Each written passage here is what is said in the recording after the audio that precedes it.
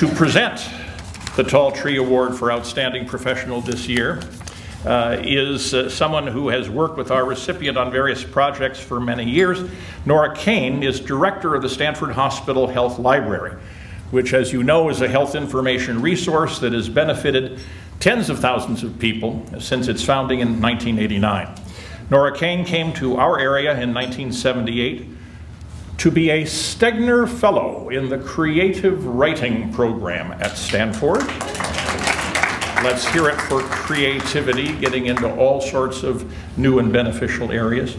And Nora later worked with the team of people who created Stanford Hospital's first website and began making health information available online. So, it is a pleasure to introduce Nora Kane to present the Tall Tree Award for Outstanding Professional. Nora.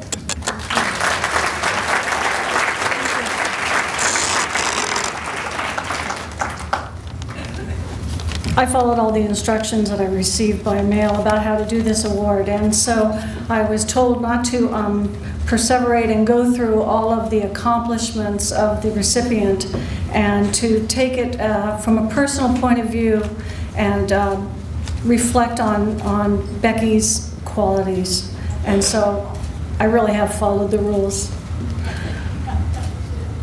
Nothing could make me happier tonight than being able to present the Tall Tree Award to Becky Beacom, one of my dearest friends.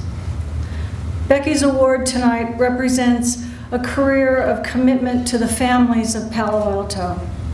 From her position at Palo Alto Medical Foundation, Becky has been able to reach deep into the heart of her community and express her passion for it. I can't list all of her involvements. We'd be here for much longer than my 4 minutes. But here are just a few. Project Safety Net, the Social Norms Project, the Mothers Symposium, the Teen Festival, bike safety, prenatal exercise. It goes on. Becky came into my life 29 years ago when we were expecting our first children, and she was my prenatal exercise instructor. Talk about luck. I learned a lot from that class, and I have been learning from Becky ever since.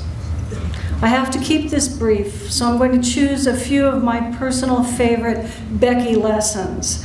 They're about my experience, but I think they represent her philosophy and what I think of as her basic Becky operating procedure. At Stanford, we would call this her BOP. Number 1, listen. Becky understands that everything starts with being willing to listen to the other person, whether you're her best buddy or someone on the other team. When our kids were small and Becky was a childbirth instructor, nearly every park excursion was punctuated by the sad wail of her son, Jack. "Oh no, here comes a lady with a baby." And sure enough, a new mother would be making a beeline for Becky, eager to share her birth story and show off her shiny new baby. And Becky greeted them all and listened to their stories, welcoming them into the circle of motherhood. And I went to the swings. Number 2, the details count. When Becky starts to work on a project, be forewarned. She is going to get into the details in a big way. If you're impatient and want quick results, you are working with the wrong person. Becky knows that something is good because of the examination and the questioning of the details.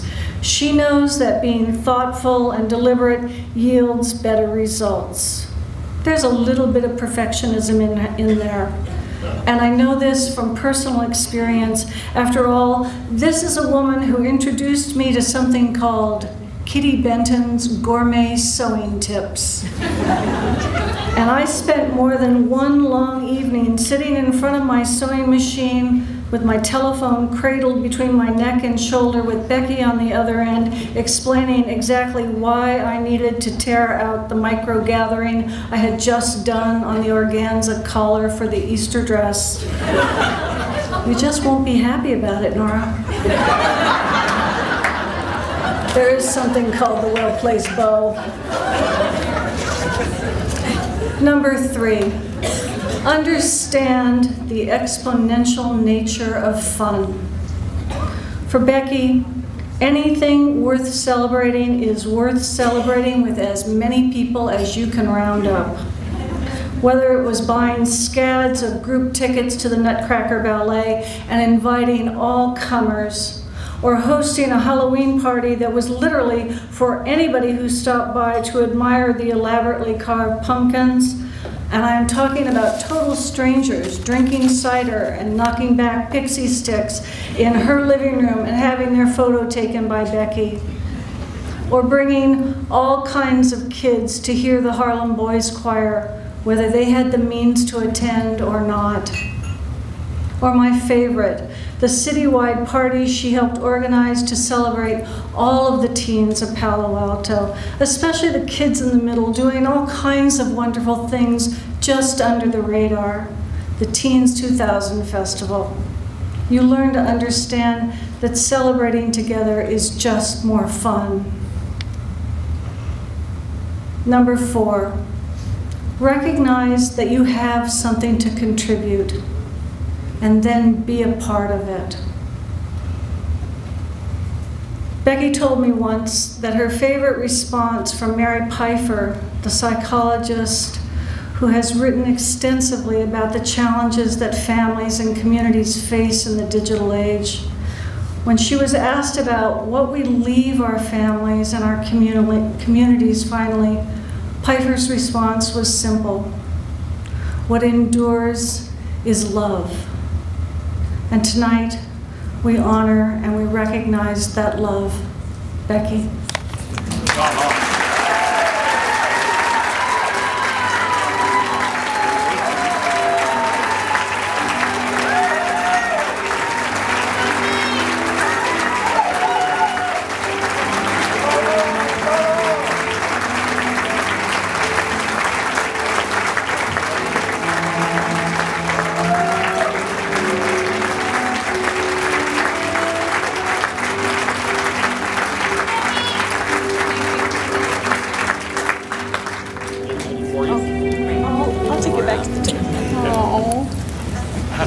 Thank you, Nora. Every Tall Tree winner should have a Stegner Fellow deliver your introduction speech. I knew those creative writing skills would come in handy. And every person should have at their side a friend as dear, as funny, and as loving as my friend Nora. Thank you so much for being here for me tonight. And thank you to the Palo Alto Chamber of Commerce and the Palo Alto Weekly for this incredible honor. It is very humbling and a great honor to be in the company of this year's Tall Tree Award winners and in the presence of so many past honorees here tonight as well. It is also special to have my family and so many dear friends, colleagues, and partners supporting me here tonight. Thank you all. But before we go much further, there's a little something I need to clear up because I don't think the Palo Alto Weekly's background check picked it up, and it's bound to come out. I was the person who stole those 4 packs of Harvey's sugarless gum from the Palo Alto Co-op in 1959. It was a one-day crime spree, and between my mother, my grandmother, and the store manager, I learned my lesson for good. And it was just one of many lessons delivered with love and received from this community. It was actually very big at my house, and I'm quite surprised you didn't hear about it. But my family roots to Palo Alto do go back a ways. In 1917, my grandfather came to Palo Alto because I was told it was a good place to raise children. My mother and uncle went through Lytton Elementary, Jordan Middle School, and Palo Alto High. In 7th grade at Jordan Middle School, my uncle's best friend dared him to not kiss the next girl that came around the corner, and that girl later became my Aunt Joan. Both my mother and my uncle kept their childhood friends close until the day they died. I missed being a native Palo Alton by a mere 10 months. My sister and I were born in Lawrence, Kansas, another university town, where, according to my mother, who was a very proud native Palo Alton, Apparently Palo Alto's tall trees were famous even there. And my mother was fond of telling how one Kansan, when she told her that she came from Palo Alto, this woman remarked, "Oh, Palo Alto, that's where they have those lovely eucalyptus trees." You had to know my mother. So when my parents' marriage began to fail, my mother moved us home to Palo Alto to the family and community support she knew she would need and receive as a single parent. Esther Clark, a founder of Palo Alto Medical Clinic, had been my mother's pediatrician and soon was mine. Dr. Clark became a center of strength and support for my mother and was an inspiration and a childhood hero for me.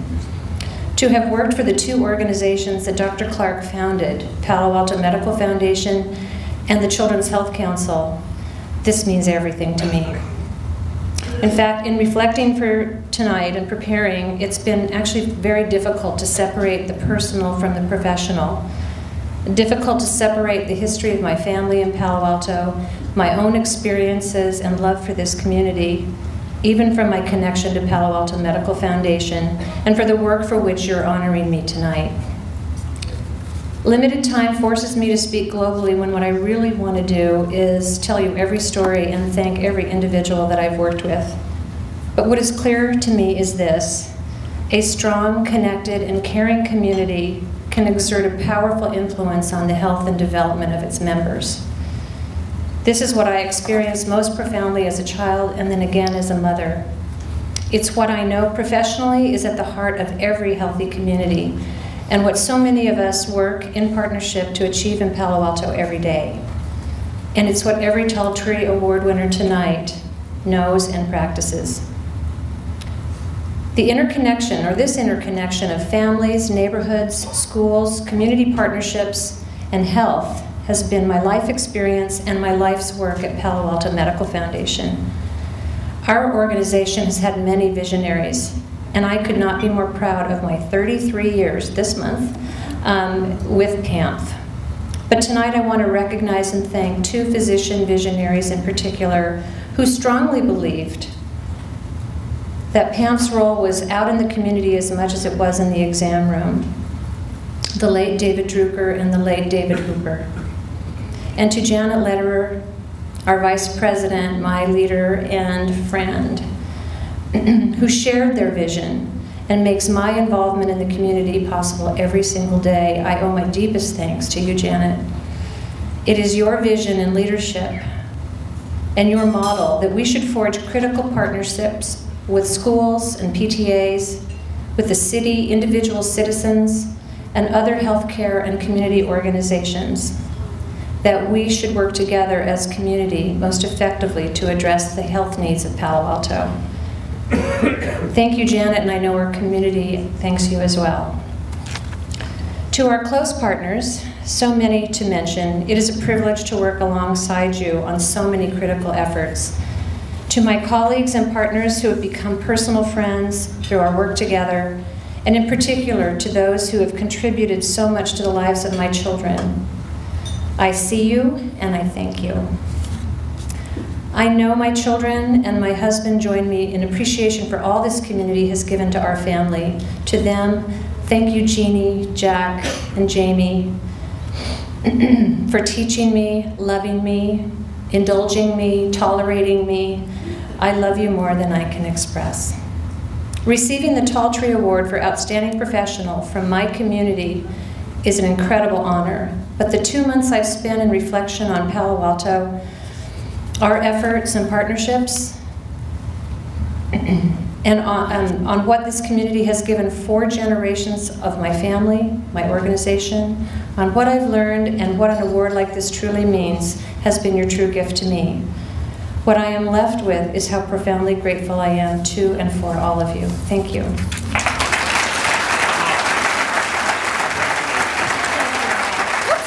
Applause, applause, applause.